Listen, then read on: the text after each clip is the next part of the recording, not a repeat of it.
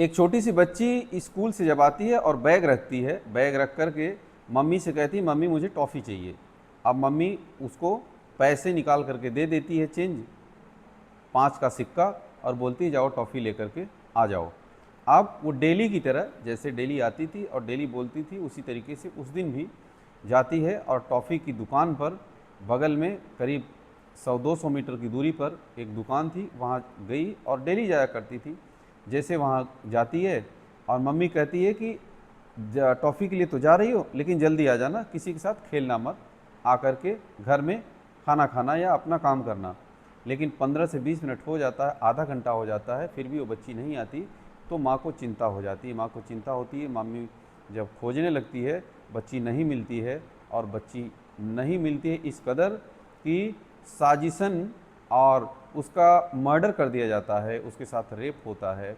और जब इस रेप की घटना का पूरी मीडिया में, सोशल मीडिया में जब जिक्र होता है, तो लोग सोचने के लिए मजबूर हो जाते हैं कि क्या बात थी कि सिर्फ महज 6 साल की बच्ची के साथ इतना बड़ा घिनौना काम, इतना बड़ा घिनौना हरकत जो है की गई।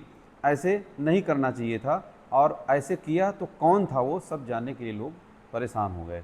जय हिंद, आदाब, नमस्कार, सत श्री अकाल। मेरा नाम महेंद्र द्विवेदी। आज की सच्ची घटना में हम जिक्र करने जा रहे हैं, बात करने जा रहे हैं कि राजस्थान के श्री गंगानगर का एक बहुत प्यारा सा शहर है श्री गंगानगर।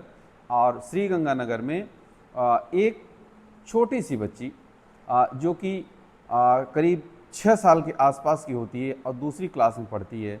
अब जब वो बच्ची स्कूल जाती है और स्कूल से डेली आती है, आमतौर पर हर घर में बच्चे जब स्कूल से आते हैं तो उनको कुछ न कुछ चाहिए होता है। लोग बच्चे जो है वो अपनी जिद करते हैं कि नहीं मुझे आज ये चाहिए, आज वो चाहिए।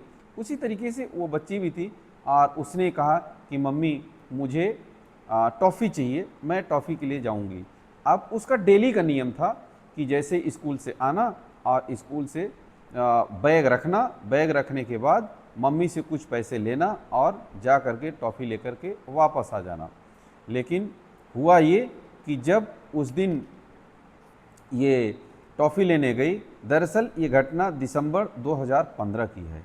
दिसंबर 2015 की ये घटना जब मैं आज सुना रहा हूँ, सितंबर 12 सितंबर 2025 को, तो काफ़ी दिन हो गया। लेकिन जब इस घटना का कंक्लूज़न आया, कंक्लूजन यानी कोर्ट का जब निर्णय आया, तब हमने ये सोचा कि इस घटना के बारे में आप सभी को बताया जाए।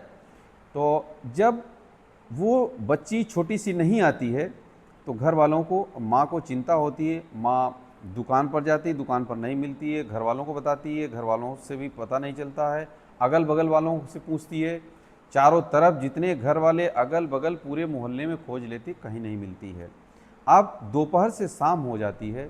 जब जैसे जैसे शाम हो रही थी वैसे वैसे माँ का जो कलेजा था और जो आंसू थे, वो कलेजे में धड़कन और माँ के जो आंसू है वो बढ़ते जा रहे थे।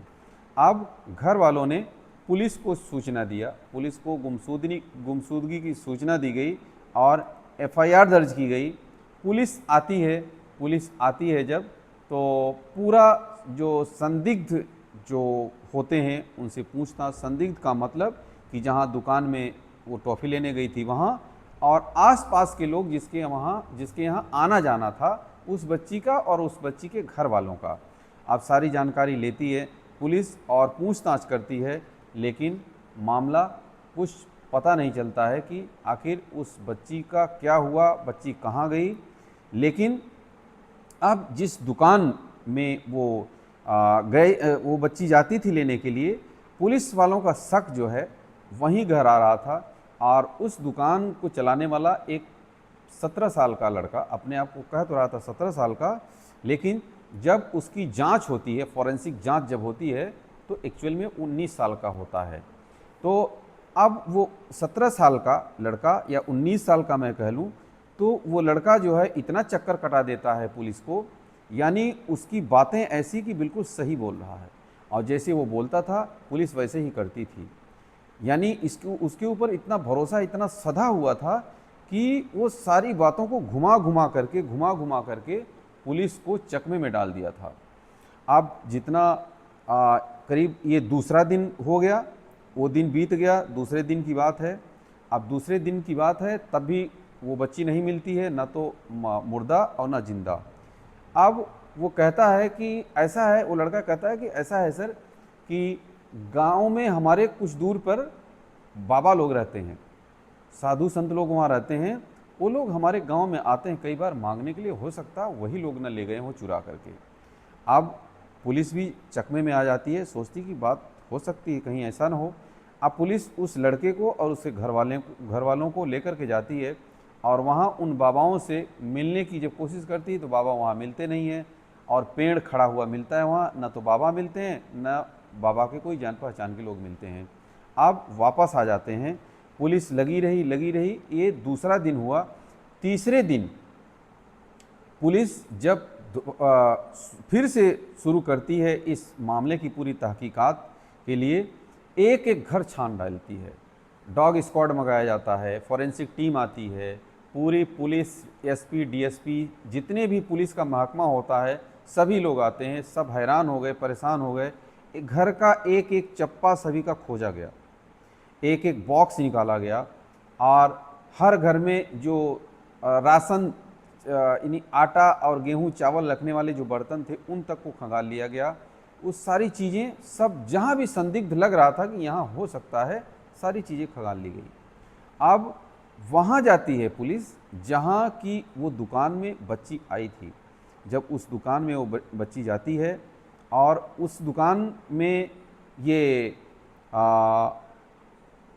जब बच्ची जाती है वहाँ, उसके घर के अंदर जब पुलिस घुसती है और पुलिस वहाँ देखती है कि उसके आंगन यानी पीछे की तरफ में एक गड्ढा खुदा हुआ था, और उस गड्ढे में हालांकि पुलिस को ये शक हो गया कि ये नई मिट्टी खुदी है और वापस दोबारा से क्यों इसको ढका हुआ है।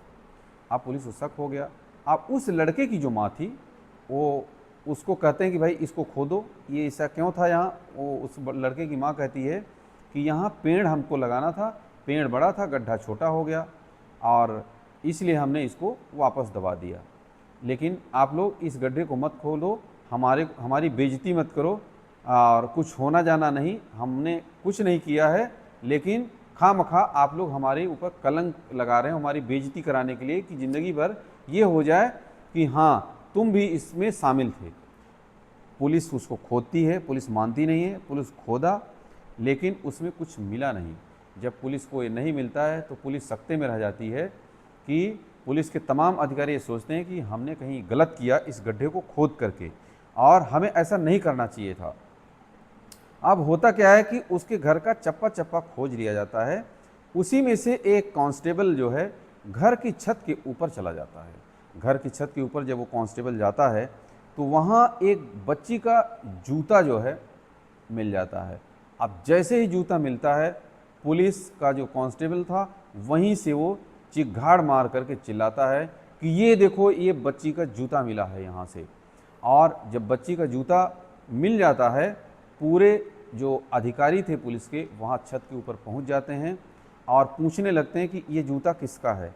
अब उस महिला और उस बच्चे के पास कोई जवाब नहीं था कि ये जो है ये जूता किसका है और किसका नहीं है। वो हालांकि वो बोलती है बहलाने और बेवकूफ़ बनाने के लिए कि ये मेरे घर के मेरे बच्चों की है, लेकिन जब पूछा जाता है कि तुम्हारे घर में इतना छोटा बच्चा कौन है, तो वो कहती है कि नहीं, हमारे घर में तो कोई नहीं है। और फिर वही जूता जब उस बच्ची के घर वालों को दिखाया जाता है तो बताते हैं कि हाँ, ये तो हमारी बेटी का जूता है, यहाँ कैसे आ गया। अब ये मामला, और अब शक की जो गहराई थी वो बढ़ जाती है। शक की गहराई बढ़ने के बाद पुलिस सख्ती से पूछताछ करने लगती है।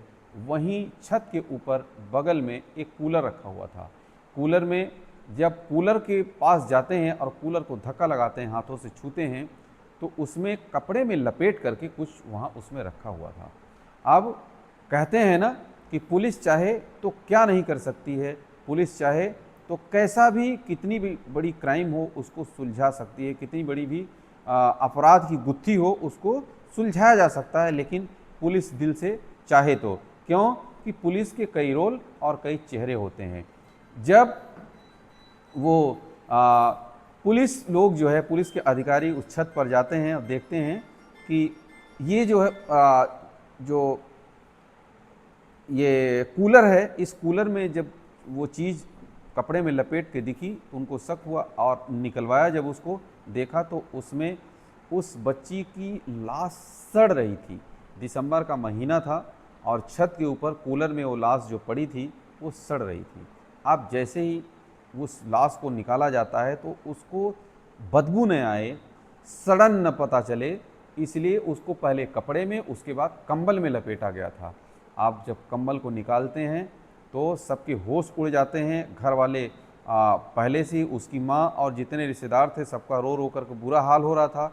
लेकिन वो पुलिस क्या करती है, उस डेड बॉडी को तुरंत अपने कब्जे में लेकर पोस्टमार्टम को भेज देती है। पोस्टमार्टम में ये निकल करके आता है कि उस बच्ची के साथ पहले घिनौनी हरकत यानी बलात्कार किया जाता है। बलात्कार के बाद उसकी हत्या कर दी जाती है गला दबा करके। अब ये जब कोर्ट में ये मामला पहुंचता है, उन दोनों को यानी उसकी मां को और उस लड़के को जो पुलिस को चक्कर कटाया जा रहा था उसको कोर्ट में पेश किया जाता है और उनको पुलिस रिमांड में लिया जाता है। तो वो सारी बातें तोते की तरह बताना शुरू कर देते हैं कि हमने ऐसा क्यों किया। वो कहता है लड़का कि ये लड़की बहुत दिन से आती थी और मेरे को पहले से ही ये निगाह लगी हुई थी कि हमें इसके साथ ऐसा करना है। आज जब मेरे घर आई तो और दुकान में, तो हमने सोचा कि आज से अच्छा मौका मुझे कभी नहीं मिलेगा। लेकिन हद तो तब हो जाती है कि उसकी माँ भी उसी के कहने में और उस केस में शामिल हो जाती है।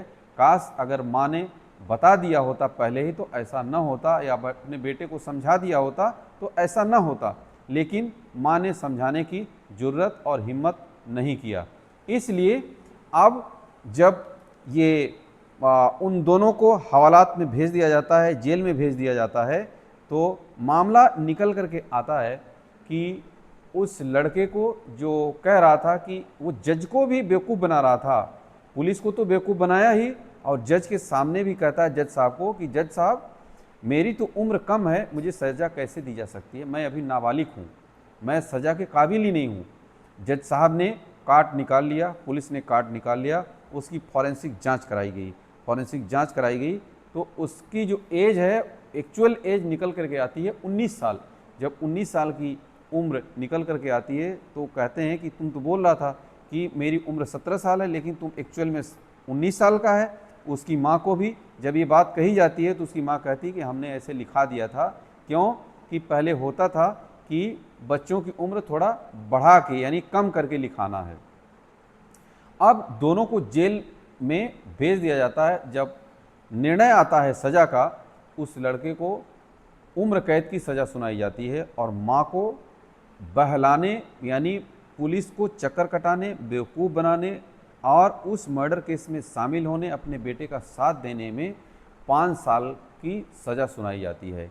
तो आज की इस सच्ची घटना को सुनाने का मतलब ये है कि किसके ऊपर विश्वास किया जाए और किसके ऊपर विश्वास ना किया जाए। अब विश्वास करते हैं तो भी, ना करते हैं तो भी। अब ये समाज को सावधान करने के लिए, आज की ये सच्ची घटना समाज को सावधान करने के लिए, ना कि किसी को दुख तकलीफ़ या परेशान करने के लिए हम सुना रहे हैं और बता रहे हैं। हम सभी समाज के लोगों को सावधान रहने की ज़रूरत है कि इस तरीके की घटनाओं को अंजाम न दिया जा सके, और अपने बच्चों को, अपने परिवार के लोगों को, आपको खुद को संरक्षित करना होगा। आप जिसके ऊपर भरोसा करते हैं, क्या पता आपके बच्चे का और आपके परिवार का वही कातिल बन जाए, जैसे ये हुआ। इस प्रकार की दरिंदगी न हो, इसके लिए समाज को भी सोचना पड़ेगा कि आपकी और हमारी क्या जिम्मेदारी बनती है। आप सभी का बहुत बहुत धन्यवाद। कमेंट करके अपनी राय जरूर दीजिएगा। जय हिंद।